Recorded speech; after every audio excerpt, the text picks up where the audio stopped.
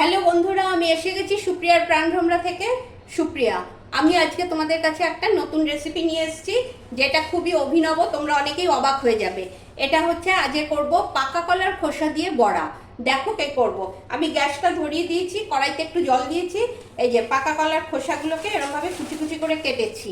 জলের মধ্যে একটু নুন দিয়ে আমি এগুলো এবার সেদ্ধ বসিয়ে দিচ্ছি। এই দেখো, এগুলো সেদ্ধ হবে। চলো দেখি সেদ্ধ হলো কিনা। সেদ্ধ মানে একেবারে গলে যাবে না, জাস্ট একটু ভাপিয়ে নেবে। আর পাকা কলার খোসা তো নরমই হয়।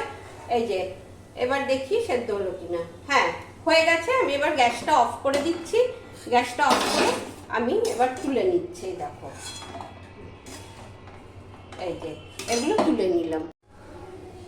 এই দেখো, আমি জল থেকে তুলে নিয়ে গ্যাসটা অফ করে জলটা ফেলে দিয়েছি। ফেলে এই জল থেকে তুলে একটু ঠান্ডা করে নিলাম। এবার এর মধ্যে দেব একটু নুন। দেখতে থাকো কি কি দেই। একটু নুন, আচ্ছা, একটু দারচিনি পাউডার, তাহলে গন্ধটা সুন্দর উঠবে। দারচিনি পাউডার। আর তারপরে দেব চালের গুঁড়ো। আমি মিক্সিতে গোবিন্দভোগ চাল ভিজিয়ে বেটে রেখেছিলাম।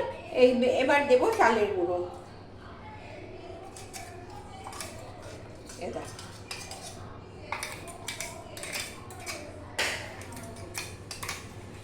আমি এখানে দুটো কলার খোসা নিয়েছি, দুটো কলার খোসা দিয়ে করছি।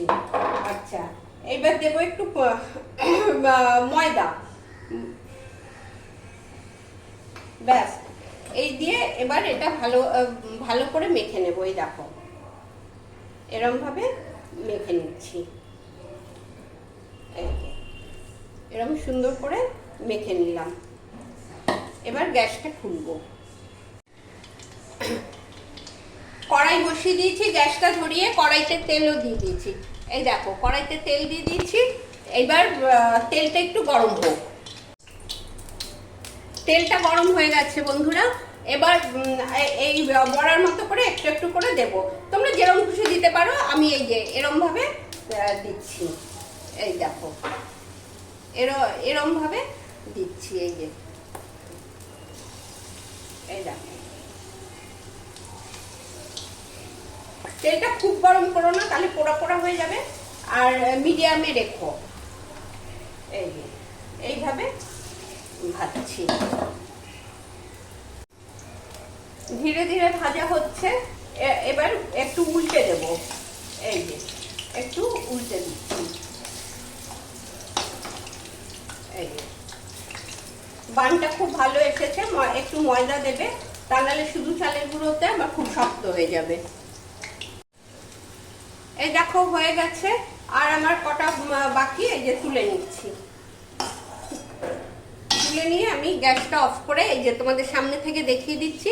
এই দেখো, এইভাবে তোমরাও ভেজো। ডাল দিয়ে এই বড়া ভাজা খেতে খুবই ভালো লাগে, চায়ের সাথে ভালো লাগে। কেউ এলে, বন্ধু বান্ধব বসে গল্প করছো, তখনও এটা দিয়ে চা কফি দিয়ে খেতে পারো। এটা দারুণ। এবং করে তোমাদের কেমন লাগলো জেনে আমাকে অবশ্যই জানাবে লাইক কমেন্ট দিয়ে। আর যারা এখনো সাবস্ক্রাইব করনি তারা সাবস্ক্রাইব করো। সাবস্ক্রাইব করে আর একটু সবার সাথে শেয়ার করে দিও। ঠিক আছে, এবার এখানেই শেষ করছি। আবার দেখা হবে নেক্সট ভিডিওতে। সবাই ভালো থেকো, টাটা।